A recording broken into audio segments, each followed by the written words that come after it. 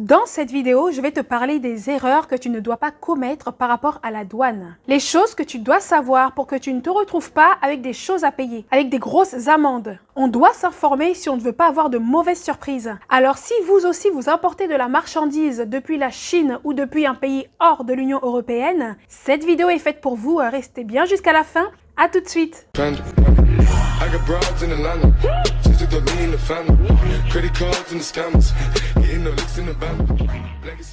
Hello à tous, j'espère que vous allez bien. Je suis contente de vous retrouver dans cette nouvelle vidéo où je vais donc parler de TVA, de douane, en gros tout ce qui n'est pas très sexy dans notre business, mais on doit quand même s'informer parce que c'est quand même très important et être au courant de toutes ces choses. Si c'est la première fois que tu tombes sur cette chaîne, bienvenue à toi, je suis Christy, je suis moi-même entrepreneur et sur cette chaîne je partage mon expérience, je parle business, entrepreneuriat, e-commerce.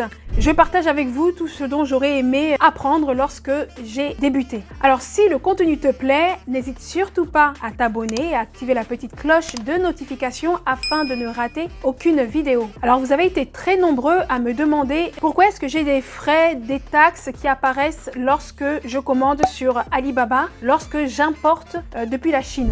Alors déjà, la première chose à savoir, c'est qu'il y a une loi qui est sortie depuis juillet 2021 déjà, sur la TVA à l'importation. Alors déjà, c'est quoi la TVA à l'importation? L'importation, c'est l'achat de marchandises, de biens en provenance d'un pays hors de l'Union européenne et qui entrent dans un territoire d'un État membre de l'Union européenne. Comme par exemple si vous importez des produits de la Chine vers la France, comme la plupart des personnes qui se fournissent sur Alibaba. Donc, depuis que cette loi est sortie, quelles sont les obligations pour se mettre en règle par rapport à cette loi si l'on importe de la Chine vers l'Europe? Là, je vais m'adresser aux auto-entrepreneurs. Si vous n'avez pas de numéro de TVA, sur la facture importée, c'est-à-dire sur la facture que votre fournisseur chinois va vous donner, et bien sur cette facture-là, vous aurez 20% de TVA à payer. Alors que si vous avez un numéro de TVA, vous pouvez tout à fait renseigner votre numéro de TVA sur votre compte Alibaba ou le communiquer à votre fournisseur et dans ce cas-là, la TVA s'auto-liquide et donc vous n'avez rien à payer, vous ne devez pas reverser de TVA à l'importation. Alors c'est quoi l'autoliquidation de la TVA? Depuis le 1er janvier 2022, toutes les marchandises qui vont passer en douane ne donneront pas lieu au paiement de la TVA. Pas de collecte de TVA, mais uniquement à l'autoliquidation de la TVA sur votre déclaration de TVA. Donc, je m'explique. Au moment où votre marchandise passe en douane, les formalités vont être faites et là, vous ne payez aucune TVA. Et au moment de faire votre déclaration de TVA, alors si vous êtes une société, c'est même pas à vous de faire ça, c'est à votre expert comptable. Si vous êtes une auto-entreprise, vous devez déclarer votre TVA maintenant. Au moment de faire cette déclaration de TVA, vous allez devoir renseigner au Trésor public le montant de TVA que vous avez collecté. Alors, sachez que si vous êtes un auto-entrepreneur, même en étant assujetti à la TVA, vous pouvez tout à fait demander un numéro de TVA intracommunautaire en appelant le service des impôts du siège de votre entreprise. Donc en fait, le numéro de TVA intracommunautaire, il s'agit tout simplement d'un numéro fiscal individuel que vous obtenez en quelques jours par l'administration fiscale. Vous pouvez également faire la demande sur impôts.gouv.fr via l'espace professionnel. Ensuite, vous accédez à la messagerie et vous en faites la demande. Évidemment, pour obtenir un numéro de TVA, vous devez bien entendu avoir un numéro SIRET. Votre entreprise devra être enregistrée, être déclarée. Donc, une fois que vous avez votre numéro de TVA, vous ajoutez ce numéro sur votre compte Alibaba. Si vous importez de Chine, par exemple. Donc, la première chose que vous allez faire, c'est que vous allez vous connecter à votre compte Alibaba. Alors, lorsque vous allez faire une commande, je vais faire une simulation. Je n'ai pas encore rajouté mon numéro de TVA. C'est juste pour voir ce que ça donne à la fin au niveau du calcul. J'ai rajouté plusieurs robes dans mon panier, là, pour une quantité de 100 robes. Alors, 810 € pour les articles. Et ensuite, j'ai les frais d'expédition avec FedEx. Donc, ça fait 2500 $. Et du coup, là, comme vous pouvez le constater, il y a marqué taxe. 500 € de taxes. C'est les frais d'importation. Donc là, je vais refaire la même chose, mais avant cela, je vais d'abord rajouter mon numéro de TVA sur mon compte Alibaba. Je reviens, donc on va dans My Alibaba, on clique sur Account ici, et ensuite vous allez cliquer sur Taxe Information. Donc je vais cliquer sur Add VAT. Ici, vous allez mettre votre région. enfin le pays. Donc là, c'est la France. Et ici, je rajoute mon numéro de TVA. Ici, vous mettez le nom de votre société et vous cliquez sur Verify.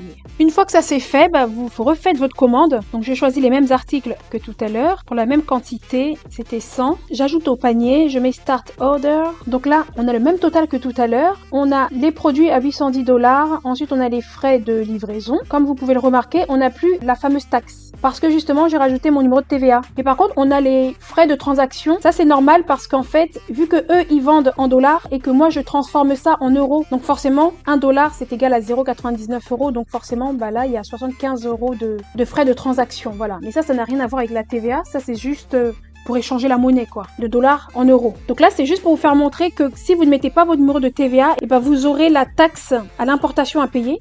Et une fois que vous mettez votre numéro de TVA, il n'y a plus de taxe à l'importation à payer. Une fois que cela est fait, la TVA n'apparaîtra plus sur votre commande Alibaba. Mais vous aurez tout de même des frais de douane à payer. Sachez que à partir du moment où votre fournisseur envoie votre colis par un transporteur qui est agréé auprès des douanes, comme FedEx, DHL, UPS, etc., c'est le transporteur qui va déclarer systématiquement la TVA à l'importation et la valeur des biens en passage en douane. Dans un second temps, il faut que ton fournisseur inscrive ton numéro EORI sur le bon de commande. Alors c'est quoi un numéro EORI? Comment obtenir ce numéro? Alors il faut savoir que pour importer de la marchandise, il faut se déclarer importateur auprès des douanes et du coup demander un numéro EORI. Pour ce faire, vous avez deux façons de le faire. J'ai déjà fait une vidéo sur ça. Donc la première méthode, c'est que vous allez tout simplement télécharger un formulaire. Je vous mets le lien en barre de cette vidéo. Donc, vous allez remplir ce formulaire-là. Une fois que vous l'avez rempli, vous allez l'envoyer par mail au pôle d'action économique de votre région. Je vous mets le lien en barre d'infos également. Normalement, vous devrez recevoir votre numéro EORI sous 24-48 heures, mais ça peut aussi mettre un peu plus de temps. En fonction des régions, le traitement est plus ou moins long. La deuxième méthode, vous pouvez faire directement votre demande en ligne via la plateforme Soprano. C'est une plateforme qui a été créée par les services des douanes. Vous aurez juste à remplir un petit formulaire CERFA et ensuite ça s'envoie automatiquement aux douanes. Donc l'avantage dans cette deuxième méthode, c'est que c'est ultra rapide. L'inconvénient, c'est que le système est encore récent et donc la plateforme a tendance à avoir des bugs. Donc si ça se produit, n'hésitez pas à réactualiser votre page ou à fermer et revenir plus tard pour refaire la demande. Lors du passage en douane, la douane va faire des déclarations auprès de votre administration fiscale par les différents importateurs. En gros, ils vont envoyer toutes les données au trésor public et il est très difficile de passer sous les mailles du filet. Et donc, l'ensemble de ces opérations va être reporté de manière automatique et pré-remplie sur votre déclaration de TVA. Voilà, donc depuis que le e-commerce est en expansion, les procédures se sont allégées. Donc, si je devais vous faire un petit récapitulatif, dans un premier temps, si ce n'est pas encore fait, vous devez déclarer votre entreprise pour avoir un numéro SIRET.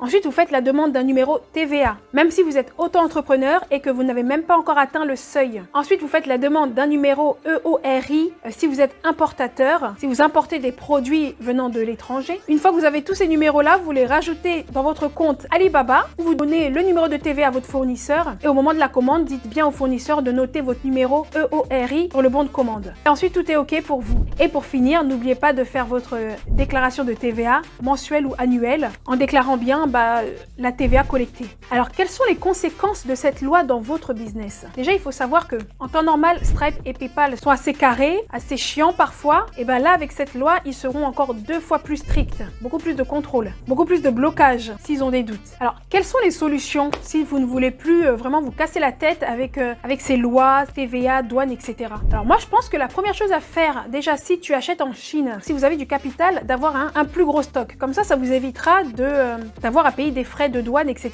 Donc achetez une bonne fois pour toutes, achetez en plus grosse quantité avec les fournisseurs chinois. Plus tu commandes beaucoup, plus le prix de ton produit baisse. Bon, si tu viens de commencer ton business, achète avec ce que tu as au début. Mais par la suite, essaie d'acheter en plus grosse quantité. La perte que tu as d'un côté en payant des frais de douane, etc., tu vas la récupérer de l'autre en achetant tes produits en plus grosse quantité, donc un peu moins cher. Et également, une autre solution, c'est de changer de stratégie. Essayez de trouver des fournisseurs en Europe, en Italie, En Turquie, il y a de très bons fournisseurs, avec des produits de très bonne qualité et surtout une livraison beaucoup plus rapide et des frais de livraison moins élevés. J'espère que j'ai répondu à toutes vos interrogations. Si ce n'est pas le cas, donc posez-moi toutes vos questions en commentaire. En plus, ça va me faire super plaisir de vous répondre. Et n'oublie pas non plus de t'abonner à la chaîne et de liker la vidéo. Prenez soin de vous, bonnes vacances à ceux qui partent et on se retrouve très prochainement pour une nouvelle vidéo. À bientôt, ciao!